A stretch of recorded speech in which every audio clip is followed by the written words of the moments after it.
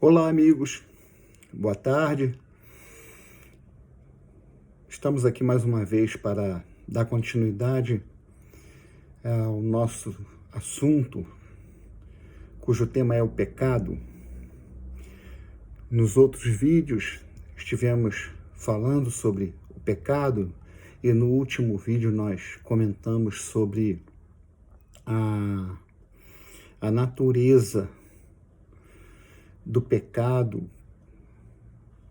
a confirmação de que o pecado é conhecido como pecado original, ou seja, o pecado que afeta a criação é o pecado cometido no Éden, o pecado cometido por Adão ao transgredir a ordem de Deus, que o colocara como o ser soberano aqui na terra. O Senhor sobre toda a criação, respondendo diretamente a ele, Deus, e Adão transgrediu. E por causa dessa transgressão, entrou o pecado no mundo e pelo pecado a morte. E isso passou a todos os homens. Por isso, diz a palavra de Deus, todos pecaram. Todos pecaram em Adão. Muito bem, sem mais delongas, nós vamos dar continuidade ao nosso assunto. Eu quero falar aos poucos que têm assistido esse vídeo que me ajude comentando com outras pessoas, compartilhando, curtindo, porque eu não estava pedindo que ninguém curtisse, que ninguém se inscrevesse, mas me informei e o tempo que o YouTube disponibiliza para se fazer um vídeo, isso depende da quantidade de seguidores e de inscritos. Cada vez que mais pessoas se inscrevem, melhora as condições para mim produzir vídeo. E o tempo é muito curto, por isso eu vou procurar ser rápido, porque serão muitos vídeos. Nós vamos procurar falar bastante sobre a questão bíblica que envolve o pecado e a redenção, e o que acontece, como que a Bíblia se expressa. Vamos falar sobre a questão de que a Bíblia não foi escrita no Ocidente. A Bíblia não vem com uma mentalidade, não é produzida por uma mentalidade ocidental, com pensamentos ocidentais. A Bíblia é escrita dentro de uma mentalidade, dentro de um contexto semítico. E isso tem toda uma gama de circunstâncias, de situações, de ferramentas usadas para comunicar e para se comunicar. Os povos do Oriente Médio, em particular os semitas, eles usavam linguagens com figuras. E nós vamos pegar tudo isso aí para entender direitinho algumas questões que, pelo menos eu, não vejo serem abordadas pelas lideranças evangélicas no Brasil. Muito bem. A Bíblia nos declara, seguindo aquela sequência, nós viemos até o momento em que vai nascer Jesus, né? E até então eu já tinha dito que todos que nascem já nascem contaminados pelo pecado.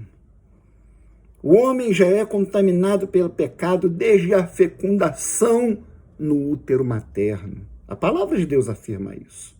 Nós citamos lá os salmos, né? E os textos que falam disso, o Salmo 51, o Salmo 83, e a própria natureza da fé evangélica já deixa isso bem claro. Então a Bíblia nos diz como que Deus vem trabalhando desde a criação, desde a queda, para a redenção da sua criação, para a salvação do seu povo.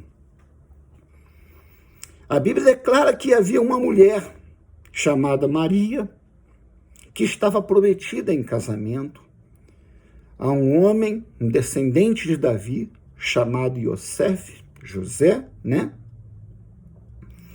E eles tinham se comprometido em se casar. Na cultura judaica, na época, se fazia um documento entre as famílias. E essas pessoas não se juntavam de imediato, mas já estavam para efeitos legais e sociais dados como casados. E essa era a situação de José e de Maria. Até que, em certo momento, Maria recebe a visita de um ser celestial, de um enviado de Deus, para comunicar a ela que ela conceberia, ela ficaria grávida. Então nós vamos ler o texto, que é melhor do que eu ficar falando. Eu fiz anotações, por isso eu disse que eu vou trabalhar esses vídeos com calma, eu vou me desacelerar, porque eu não quero perder nenhum ponto importante para dizer aquilo que não é dito normalmente, aquilo que não é falado cotidianamente, é pouco abordado, né? Porque, como eu comentava ontem com a minha família, falar de pecado é um assunto já tão banalizado, o próprio termo, a própria expressão, né? Nós sabemos, somos pecadores, estamos em pecado, Jesus nos salvou, mas nós continuamos sendo pecadores, estamos aguardando a volta de Jesus e a redenção total, né? Mas será que isso tem que ser tratado assim? É do agrado de Deus que a gente banalize isso e inclusive o conhecimento mais aprofundado do que as Escrituras ensinam sobre isso? Vamos ao texto. Em Mateus capítulo 1, verso 18, diz assim: ora, o nascimento de Jesus Cristo foi assim, como é escrito na Bíblia em português, traduzido do grego. Nós ficaríamos mais felizes se aqui estivesse Yeshua HaMashiach, Yeshua, o Messias, mas não qualquer Messias, o Messias divino. Que estando Maria, sua mãe, desposada com José, antes de se ajuntarem, achou-se ter concebido do Espírito Santo. Então José, seu marido, como era justo e não queria a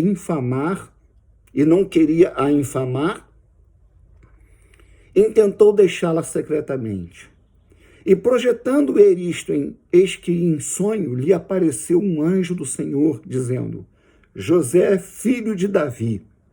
Isso é muito importante a gente citar. Ele era um descendente de Davi. O Messias divino, o Salvador.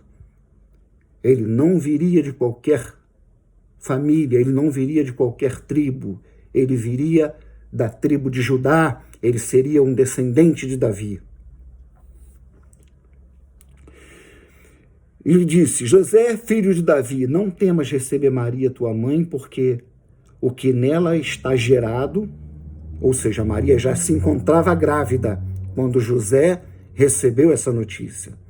Maria já estava grávida. Porque o que nela está gerado é do Espírito Santo. E dará à luz a um filho, e chamarás o seu nome Yeshua, Jesus, porque ele salvará o mundo. Não é isso que a Bíblia diz. Ele salvará o seu povo dos seus pecados.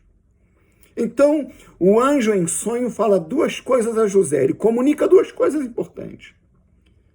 A tua mulher está grávida. Ou seja, José não tinha tido relações sexuais ainda com Maria. Maria era virgem. Maria estava ainda virgem e já estava grávida. E o anjo disse mais: e você vai dar um nome a ele, e esse nome quem vai te dizer sou eu. Você vai chamá-lo de Yeshua, de Jesus, no português. Agora eu queria que nós dessemos uma olhadinha no livro de Lucas. O livro de Lucas traz algumas questões importantes. Lucas capítulo 1, versículo 26 em diante. E no sexto mês aqui, vocês devem sempre ler o contexto, tá? Lucas trata primeiro da aparição do arcanjo a Zacarias, descendente de Arão, sumo sacerdote. E o arcanjo Gabriel vai comunicar a Zacarias que a mulher dele iria ficar grávida, e esse menino que nasceria seria um menino, um varão, e ele seria o que era chamado no Antigo Testamento um nazireu.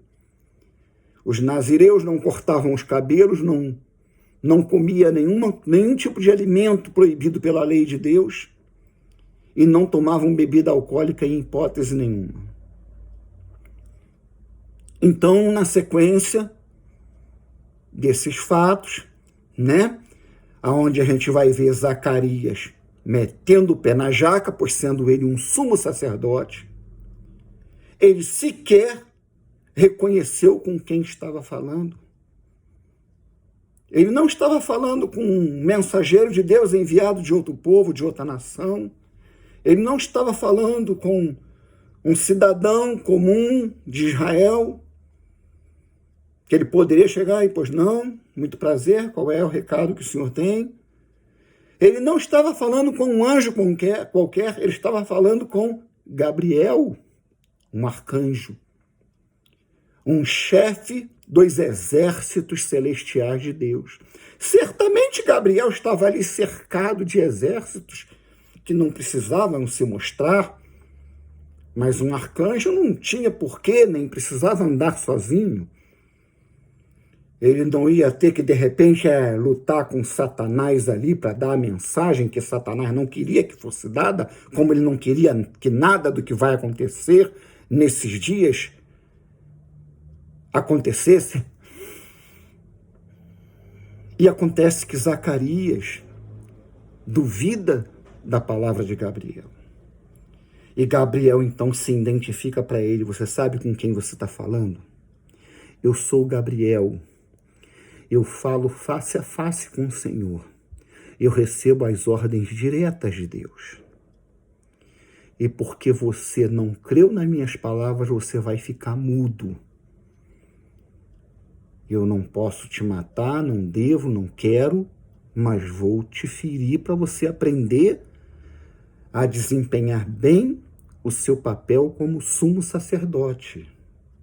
Nas entrelinhas aí está, você tinha a obrigação de me reconhecer.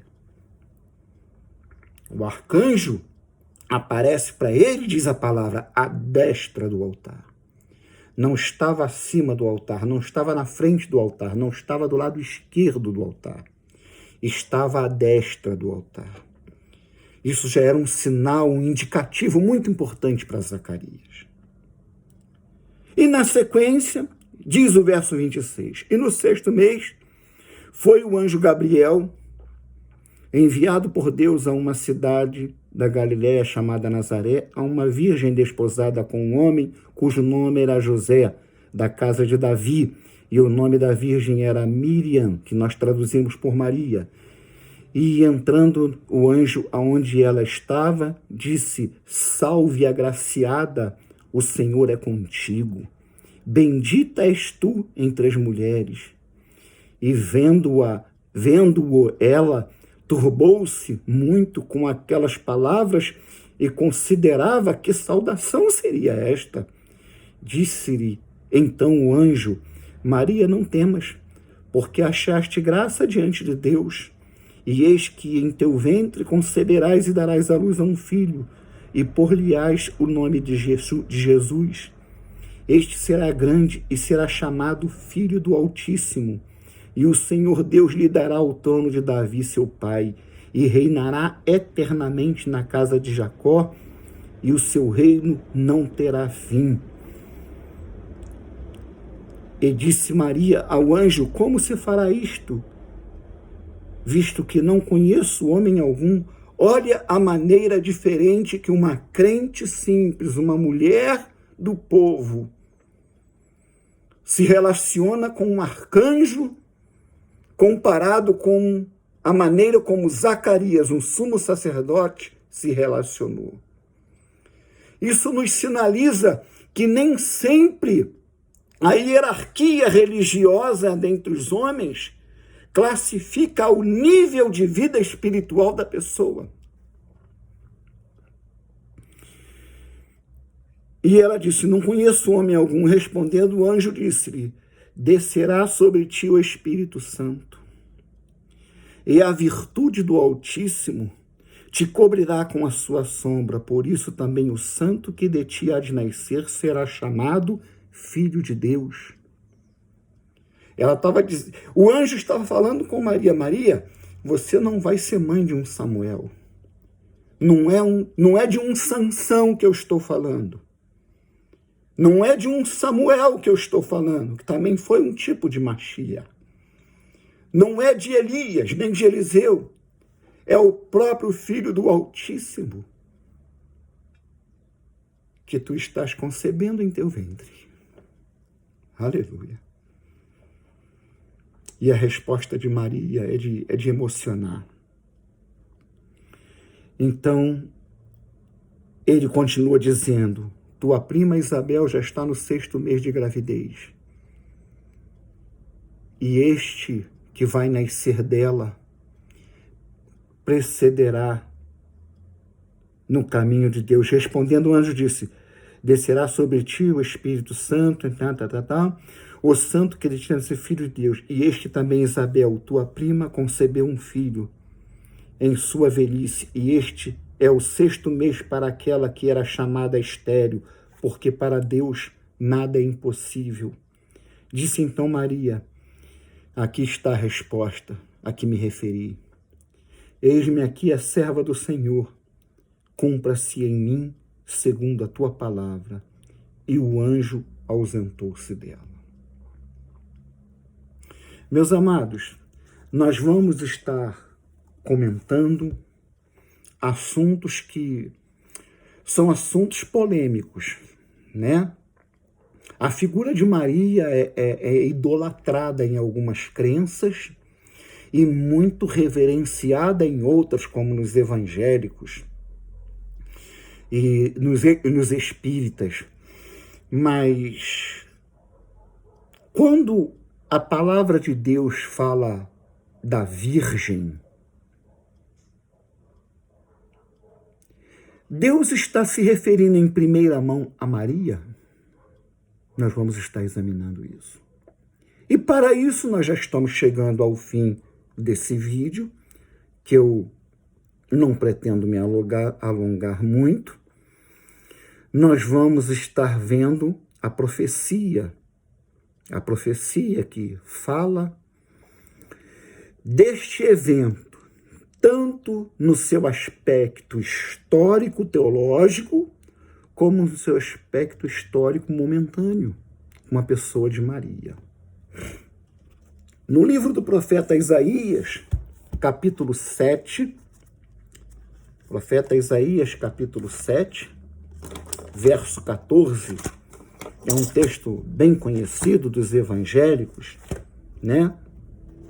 Nós temos aqui Isaías 7,14, eu vou estar lendo, e depois nós vamos estar encerrando esse vídeo, porque na sequência nós estaremos examinando este versículo na profundidade que nos é permitido com o conhecimento que nós temos, tá bom?